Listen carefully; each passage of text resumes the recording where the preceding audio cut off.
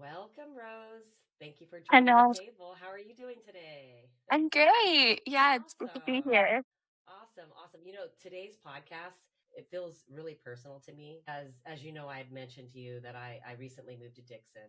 I'm not new to Dixon. I grew up here in my teenage years. My dad was in the military, and we moved to Dixon from Vacaville. I went to high school in Vacaville, and we moved to Dixon because they could buy a home here. They're building new homes. It was back in the 80s, and my mom could and dad could go to Travis for their needs for the military. So I moved here, and I wanted to find what's the new things. What can I do? I love eating out. I love trying new foods, and when I Yeah. Rosemary's, I was like, this is the perfect place to gather, right? Yeah, You I love that. I don't know if you realize that your restaurant, you see a lot of people and families gather, people gather. It's a warm feeling. That's what I felt when I walked into your restaurant. That's so sweet. Just to mention that it's like it's a sense of community, and Rosemary's Farm to Fork. It's not just food; it's a feeling, right? And so today I'm sitting down with a woman behind it all, a woman who turned her passion for real food into something that feeds more than the hunger. Please welcome Rose Barbee, and I'm pronouncing that correctly, right, Barbie? Yes, ma'am. Yep. Good, good, good.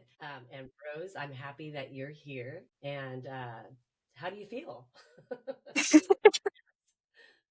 Yeah, I feel good. Like I said, off the air, battling a little bit of a cold that Oh, just came on a few hours ago. I'm so sorry. Um, no, that's okay. But other than that, if everybody can get through hearing a muffled Rose, You sound perfect. Don't I'm even. feeling good. I couldn't even tell. But thank you for still committing and feeling under the weather. So thank you for that. But before we get into the restaurant, I wanted to talk about you and where you grew up. Tell me who shaped you. What did your tables look like at home? That kind of thing. So we'll start with. Let's just talk about where you grew up first. Sure. So I grew up in Lodi. Are you familiar with the I am area? familiar with Lodi. Yes. So like wine country situation in the valley. Grew up there probably my whole life. Moved to like Davis in my early 20s, like Davis, Dixon, like Yolo, Solano County area. And yeah, that's where I grew up. What I like about it is Lodi very much feels just so small town to me, like Dixon. Now it's quite large. Yes, yes. Now it's quite large. Yeah, Dixon is growing as well, but yeah, that's where I grew up. Just always in the country, little country home. I think for a couple years we lived in town. And that was fun. That was an experience. And as far as who shaped me, looking back, it's interesting because all of my family members are so different from each other. Um, every single person. Uniquely Um, you, right? yes, every single person is so different. But I would say, starting with my mom was very hardworking, very resilient, very outspoken, very blunt. And I definitely have a lot of those traits I to love me. traits. Yeah. In the same breath, my dad is also very hardworking. Both of my parents are two of the most hardworking people I've ever met. But he is very gentle and soft-spoken and kind and can be quiet. And I think naturally I definitely am introverted. But I've definitely felt like I've gone through like extroverted phases of my life. And so I think I have a solid combination of them too, as well as my older sister. My older sister, was much older than me. I want to say, gosh, I shouldn't say much older, 10 years older than me. Yep. But when you're growing up, that's a pretty big Yeah. age Yeah. gap. So she was kind of out of the house pretty early, and just always doing her own thing. My older sister was very ambitious and always lived a life very different from us. So she, as we grew up in the country, Girl, huh?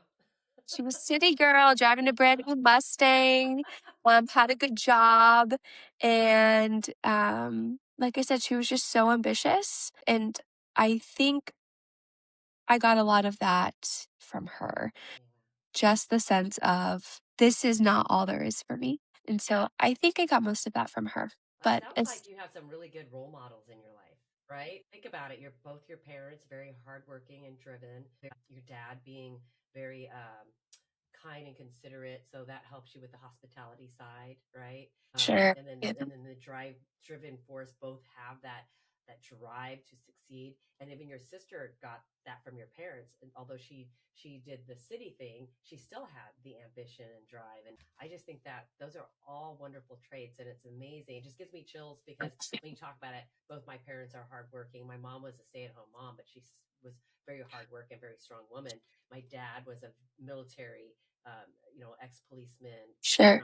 Vietnam vet, did that whole thing. But I watched my dad do multiple jobs, working multiple jobs at one time, just to take care of his family. And those are things that you take from your parents. You don't realize you have those roots rooted in you, So I Totally, think that yes, and I think that's you awesome. don't appreciate them for sure growing up, and I've definitely, maybe end of my 20s, my early 30s have, looked back, and when I was thinking about the question, I was like, "Yeah, I wouldn't have thought that maybe, 7, 8 years ago," but now that I think about it, it was very much so like that, and, my parents weren't perfect people. None of Um us are. None of us are. yeah. I will say very not perfect. There's definitely some extremely tough times, growing up and but in the same breath, at their core, that's who they were. And I think that they are proud to know that they have, shaped me. Yeah, and it takes a Yeah, lot of emotional, what do we call it? Emotional intelligence, that you recognize that. sure. Yeah. Yeah. So now your table, let's talk about, because the podcast is who's sitting at your table, and we always like to talk about the table. Table metaphorically could be, the people around your table, and it could be what you're doing, you're eating, you're breaking bread and making community happen and having discussion. So for you, what did your table look like growing up with your family? And then what does your table look like with your family today?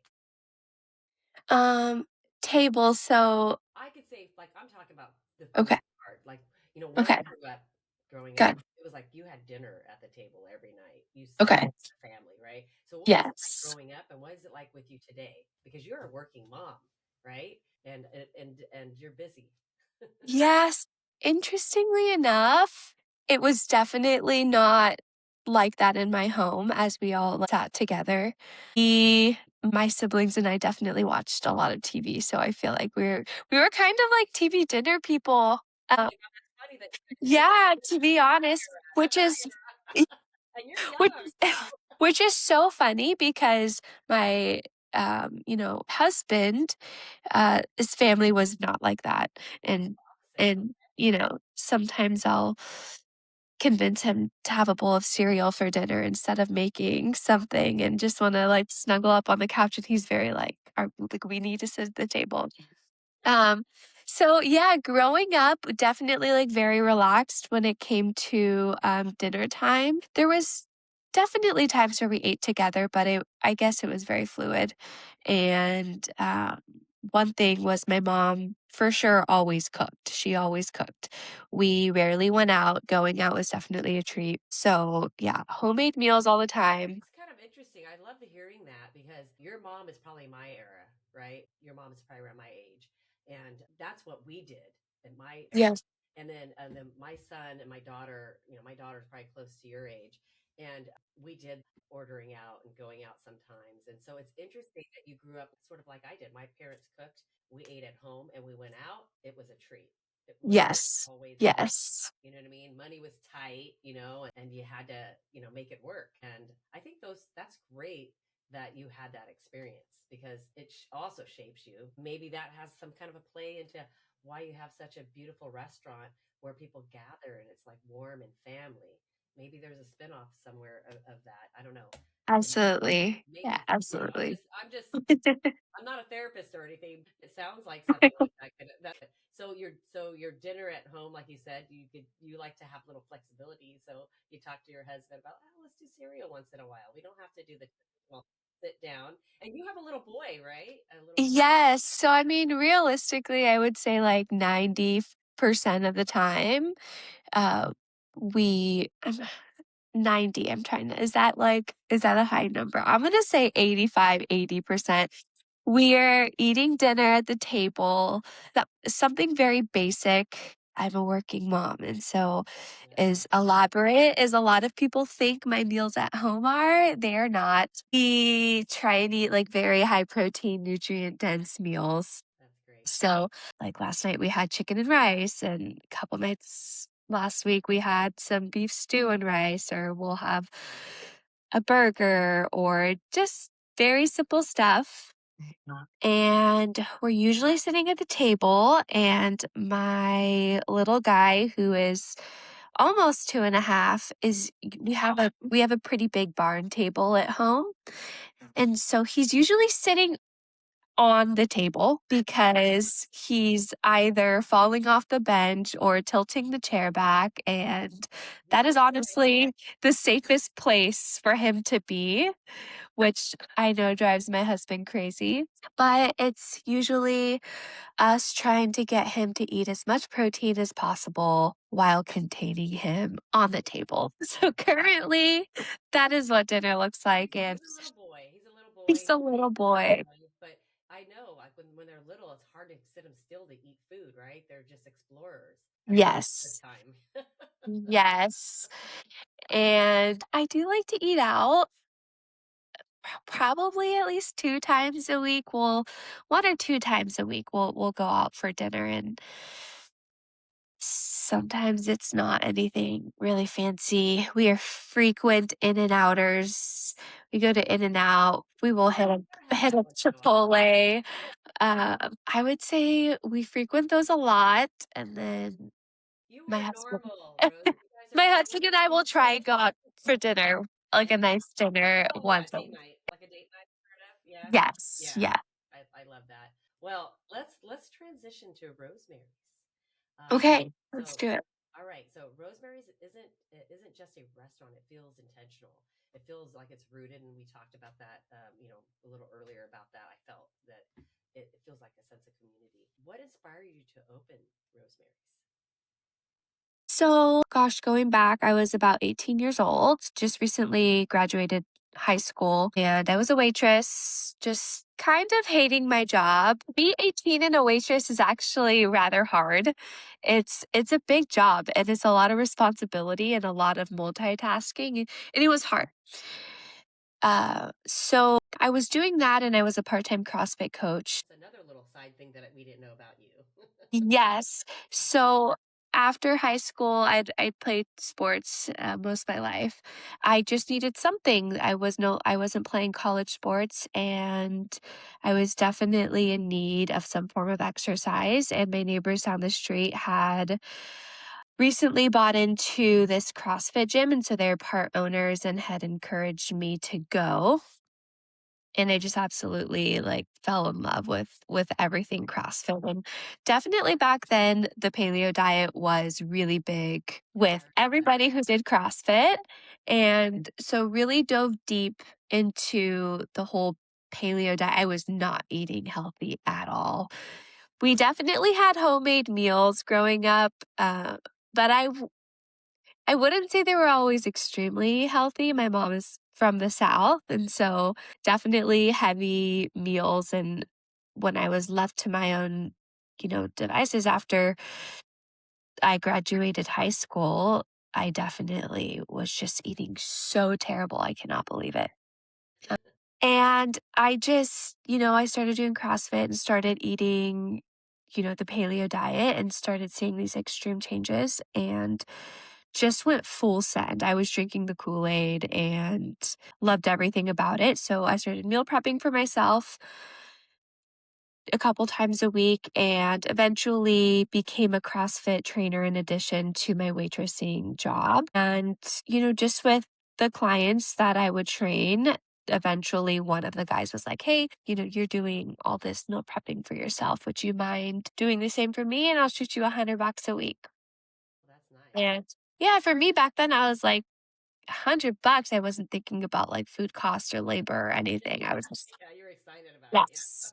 Yes, immediately, yes.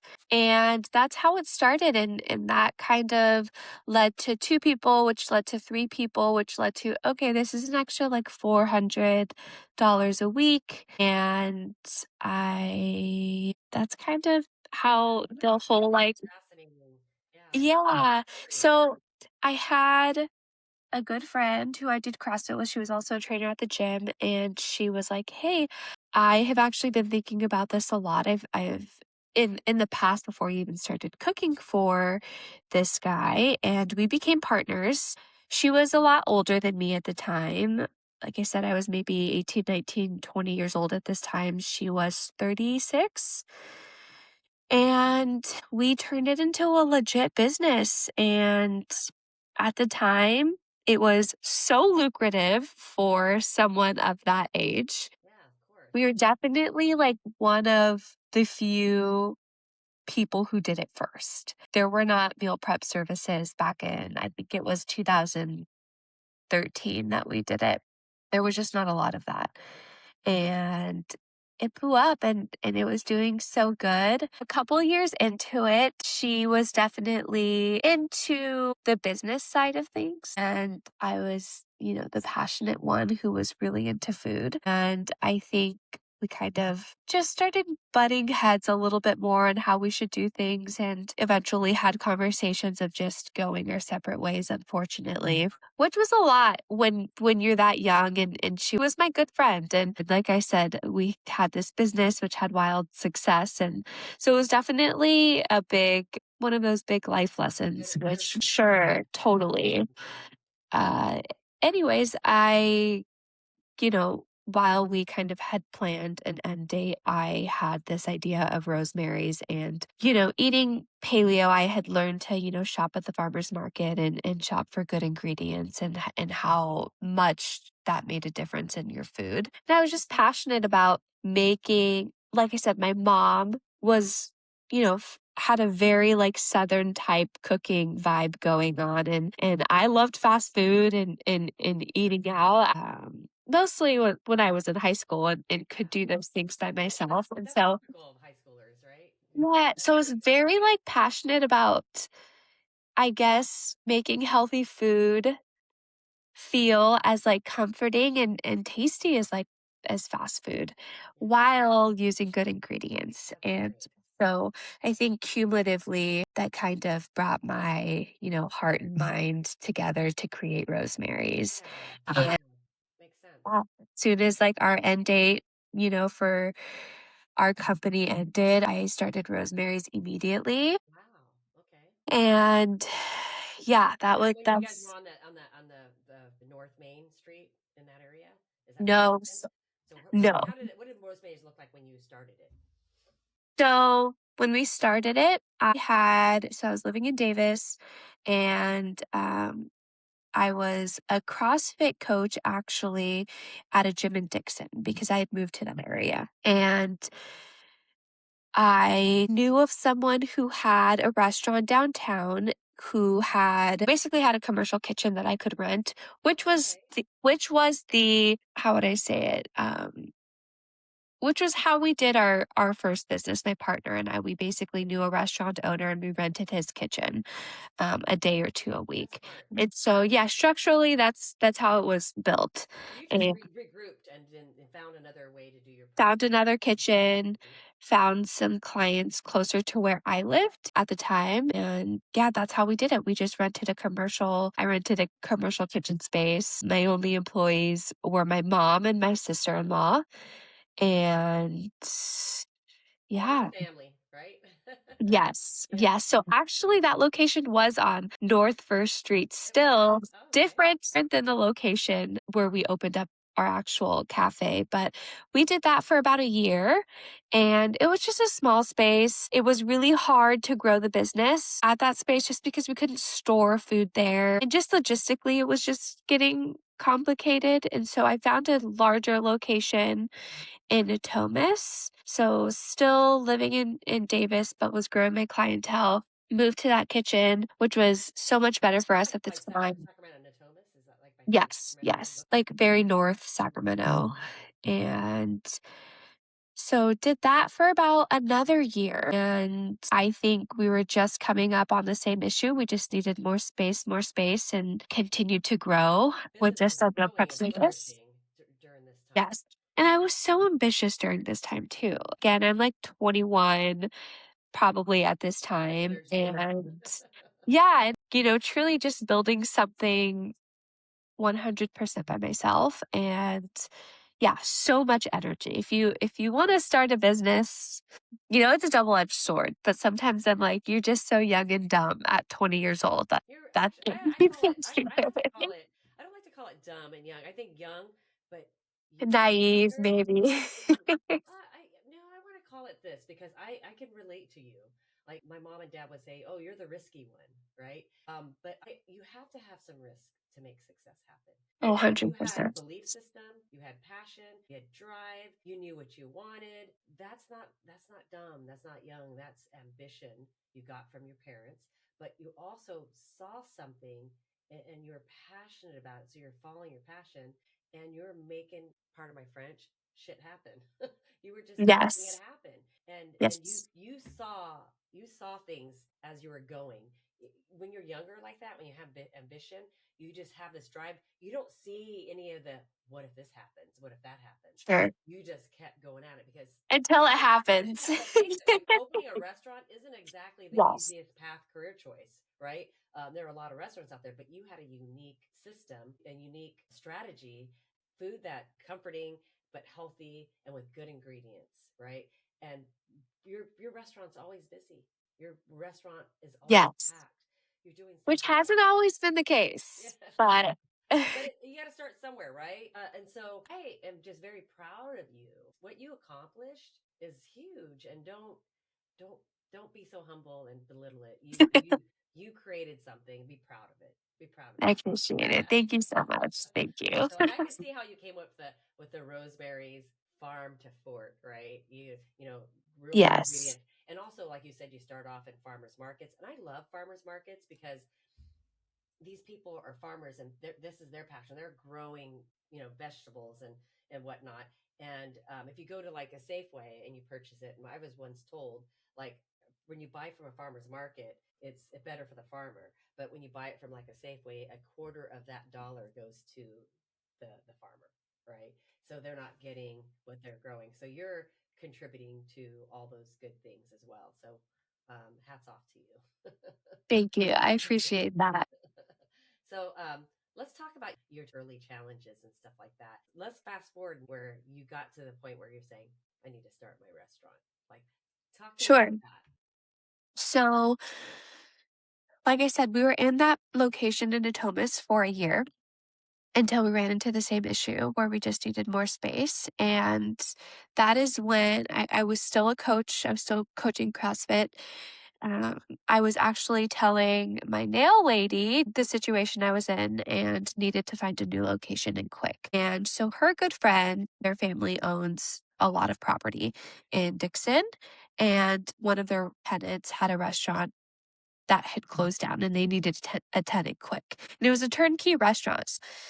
I could ideally have all their equipment and all their tables, not have, but basically just move in and use everything. And that's what I did. I didn't realize I did like think about having a restaurant before, but it's so different than a meal prep service. Logistically, it couldn't be any more different. There's so much planning and preparation, and people pre-order.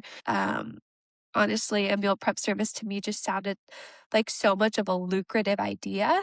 The restaurant definitely sounded more exciting to me. When yes.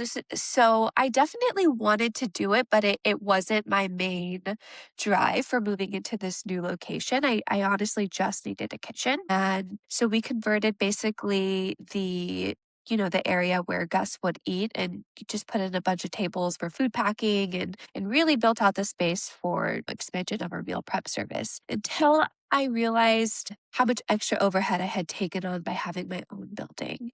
And so it wasn't even necessarily that my rent was expensive, which anyone with a restaurant will probably tell you this.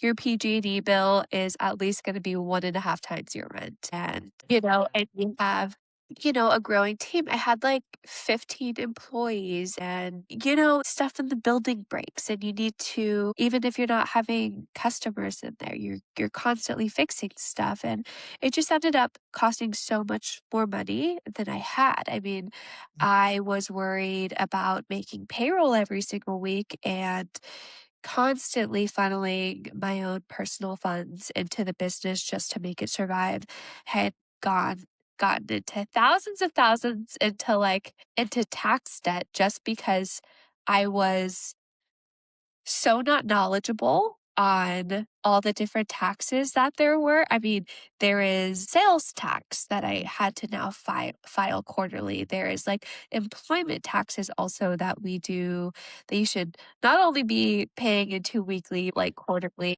Yeah. For a long time, we weren't super big. Yeah, we're like legit. And again, no one in in my family or that I knew would really taught me these things. I was I like, didn't even know those things, right? So it's like you're a they're learning still brain. changing today. Yeah, you're growing, right? As you go. Absolutely. And so I think I was definitely, okay, we need another stream of revenue. What are we going to do? And of course, having a prime downtown location, people were always trying to walk in. Hey, can we eat here? Are you guys going to open? And, eventually I was like, why not? And my now husband, I had met him at the gym.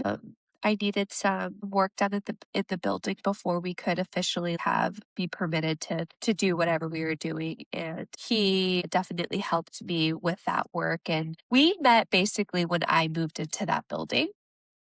And he is extremely successful and he's 10 years older than me and has a house. And I'm just like living in he's just full on grown up, like with a truck and stuff. We like to call that he's a gam, a grown ass Yes, he had like a real job. And he definitely wasn't funneling his own personal funds to his business at the time. And I think my main driver, honestly, at that time, of course, there's a sense of doing it for myself, but I also didn't want to seem like a phony to him.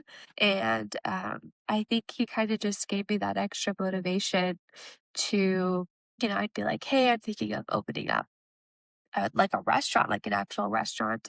He just thought it was the coolest thing ever. That's great. And yeah, I think 5 months took us 5 months to open up. We officially opened up. So we moved into the building in December of 2018. And then January, I was like, okay, we're going to do this. And then in the middle of May is when we officially opened up the restaurant. And like I said, it couldn't have been more different than the meal prep service. Well, still is today.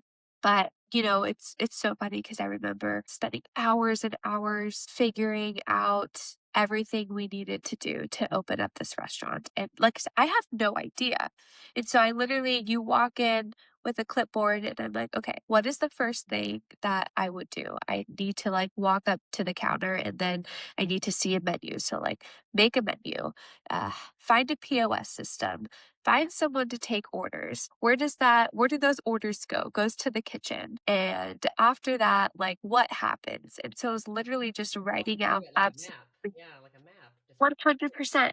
100%. I had no one guiding me really and have just really figured it out through trial and error.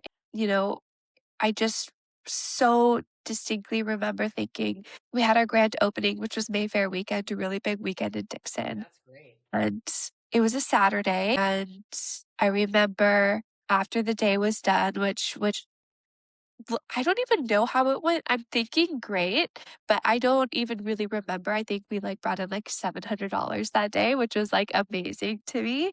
And I remember, okay, we are opening tomorrow. Like we need to do all of this all over again. Yeah, And you so keep it's doing that that. Yeah. there was a whole like, okay, what is like our recurring work going to be? Like what is our inventory? And it was just like that for a long time. It was really hard. Until you got like And a system in place, huh? Until you can get to. Totally.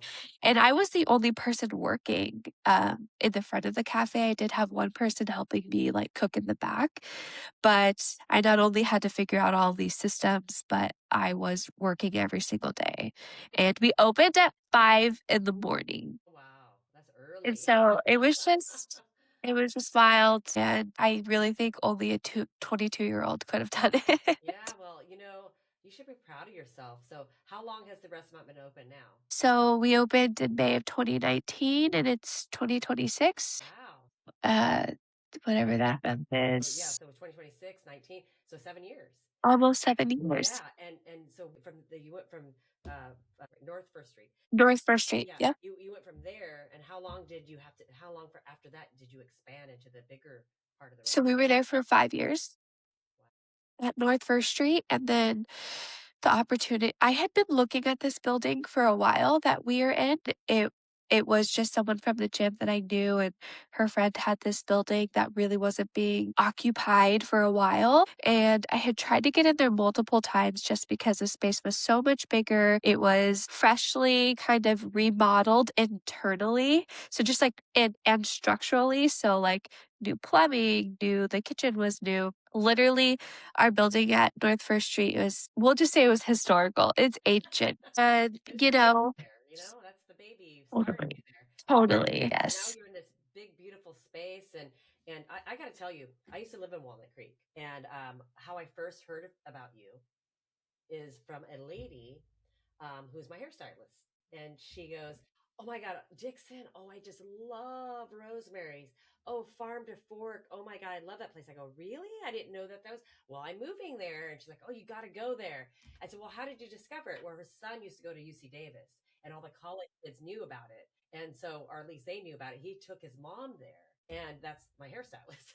And so I told her that, now I finally moved in, and she's like, "I still go to Walnut Creek to get my hair done." But she just loves it. And I want to tell Oh, it's so everybody, special. anybody that's listening, like if you're all my Bay Area friends, as you're going towards Tahoe, stop into Yes, Rosemary. On your way back, stop into Rosemary's. You have to come check it out. It's an amazing restaurant. I love it. I love the feel of sweet. it. I love the warmth I feel. I love that the food is delicious.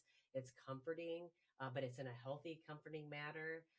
The only way I can say is if you could look it up, but there's a restaurant in Danville that's called Sideboards, very similar Okay. to I the think I concept. remember you telling me about Yeah, yeah, this. yeah. Just check it out. It's very very similar. You go up to the register, you order, and then you go sit down, and they bring it to your table, and it's fresh, organic types of foods, and you go get your forks and your water and whatever, right? The very similar concept, but Sure. Okay. I love that, and so I felt naturally like that when I walked in, and I went there and I took my mom there, and so it's kind of like our little spot. My mom and I go there once in a Oh, while, and I that's brought my nice. sister, We'll have her to check it husband. out. They all lived in Dixon and never knew you existed, right? So I want to put you on a queen sitting at the table, and share your story. You had such an incredible journey, and it's not always been easy, but you stick with your passion.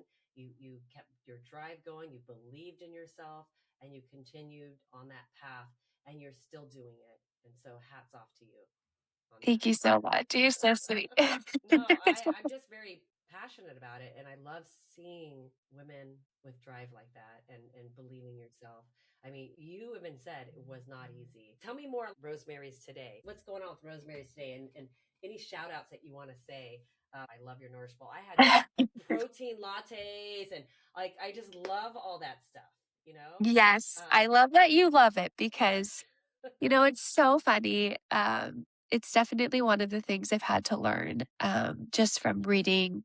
We're like quite popular on Yelp, just because we do get a lot of people traveling through from, like you said, Bay Area going to Tahoe. And so I actually often don't look just because you don't want to get it off the just, plane. yes, it just can put you in a, tough headspace.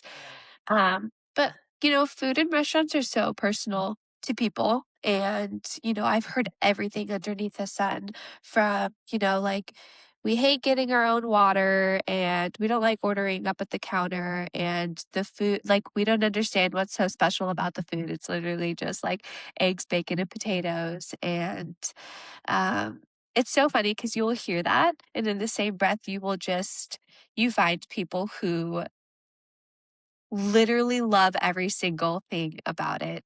And, Brings so many joy. people, yeah, so many people don't appreciate that, like, the eggs were literally, like, hand cleaned from a farmer, like, less than a mile away from us. And, like, the bacon is uncured and it's nitrate free, and the, like, sourdough is local, and, like, the butter is grass fed, and there's, like, a toy section for the kids, and Yeah.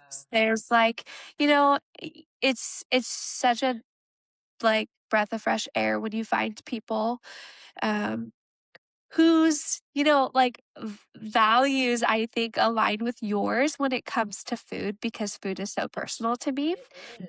And, It is. thank you. It's just it's so nice to Where hear. families come together or people come together, whether it's family or not, like people go out. I'm a foodie. I love food. And I like to cook and I'm always exploring but I also like to dine out and like to go to places that have food that makes me feel good and brings joy to me. And then, walking in someplace and just looking around the environment and it's like, oh, wow, they thought of this or they thought of that. This is amazing. Or, oh my God, look what's on the menu. This is delicious. Oh, this is a great idea or whatever. And you bring, like, for example, I have friends that live in another in Walnut Creek, and they're my old neighbors. And I told them about you guys. I said, you have to come visit, see my new house, and then I'll take you to Rosemary's. Farm to fork. I'm like, oh, that sounds fabulous. But I like to share experiences. People live in Sure. Totally. right? So that's what you're giving people. You're giving people experiences, good food, good environment, and good feelings. And so I just I love it. I love all about it. Amazing. You're so sweet. Thank you. Okay, so one of the things we do on this podcast is it's who's sitting at your table. So right, so we always like to ask you. I'm asking you on this podcast. We always reserve seats for queens. If you could invite any woman or man, it could be a king too. We call it. We don't just say it's just women, living or past. Who would be sitting at your table? And metaphorically, somebody that's a supporter, it could be somebody you would want to dine with or speak with again. They could pass. It could be a celebrity. They could be somebody existing today. Who would that be and why? Um, I would say probably my best friend Heather, Okay. actually. Shout out to Heather. Yeah. Shout out to Heather. Heather is just a mega superhuman. And not only is she so incredibly talented and hardworking and successful, but I feel like literally we live in the same mind sometimes. And of course, it's important to have friends who have different views and give you a different perspective, which she does. But she's just a person who I can literally just, spill out 27 different thoughts on collectively. And she's like, 100%, this makes sense to me. And I You're just think that you're people at the table, right? I love she it. is. And she's just not just always in my corner, but like I said, she's so smart, so well spoken, so successful in, Awesome. in absolutely everything she puts her mind to. And I just wish there were 500 more, at least, people like her on this earth. And so if there's one person who I would always want at my table, I think it would be her. Awesome. Well, Heather, shout out to you. You are a queen, and you heard it straight from Rose. You bring her light. She brings you light in your life, and so that's awesome. Now, I'm going to make this fun because we're getting ready to wrap up this podcast, and I like to do a little fun, little rapid fire. I'm going to ask you just a couple of questions. So, sweet or savory? What do you prefer? Sacred. Savory. Your favorite season? If like gun to my head, I had to choose. Okay. I'm definitely really, really, really love sweets, but if I had to really choose. Okay, great. Okay, for your favorite seasonal ingredient, what is that right now? Favorite seasonal ingredient that you might be using? Cabbage. Oh, I love cabbage. I I just love love it. cabbage. So underrated. I know, I love it. I love the crunchiness, like in a salad. Have you ever had eaten Burma food? Yes, the tea leaf Oh salad. my God, girl, I It's love so it. I was just telling my sister-in-law about this a couple nights ago. It's life-changing. There's nothing It like is. it. I've never had anything like it either. I just love it. I'm glad you've had it so you can appreciate It's it as much okay. as I do. Okay, Yes. one word for the season. Just me one word for your season of your life right now. One word if you could think about it. Gosh, for this season, I'm just, gosh, can I say like organizing? Organized? Yeah, you want to you're I don't know if I organizing your told first you, yes. person. I'm about to have Oh, another baby okay. in a couple Yes, I months. remember you mentioned it, but I didn't want to say anything So because I wanted you to it's say it. yes, trying to get organized in my life and my work and everything Yeah, before that yeah. happens as much as I can. Well, congratulations on baby. Thank Do you you. know what her sex is going to be, or do you want to keep that secret? We're gonna find out at birth Okay, great. what All the right. sex is. We just wish for a healthy baby, a healthy, happy baby, right? Right. Yes, and Awesome. a boy. Okay. All right. So, Rose, as we're wrapping this up, I just want to thank you. Thank you for building something that nourishes more than just appetite, but thank you for choosing this community in Dixon or the neighboring areas, people that are passing through to provide what you're giving people right now and from the restaurant. I described what I felt when I walked into your restaurant. Thank you for doing that. And thank you for working hard to keep this restaurant going. Thank you so much. Of course, you're so sweet. Thank you for having me. As someone from Dixon, I'm grateful Well, that a woman like you is here, and I want all the listeners to hear about you. If anybody is passing through, you need to stop off at Dixon. You need to go to Rosemary's. You need to try her food. You need to check out her menu and feel the environment, eat the ingredients, and enjoy yourself. It's good experience. I honestly feel that way. thank you so much, Tony. No problem at all. And as we wrap this up, I just wanted to say my final thoughts. This resonated with you. Please invite and share your friends. You can find us on Spotify, Apple, Amazon, and YouTube. And we're also on all the social media platforms like Instagram, Facebook, TikTok, and X. Thank you for joining us. I really enjoyed your company. Rose, keep doing what you do. I mean, really, honestly, I'm just so impressed. So thank you. Thank you, Tony.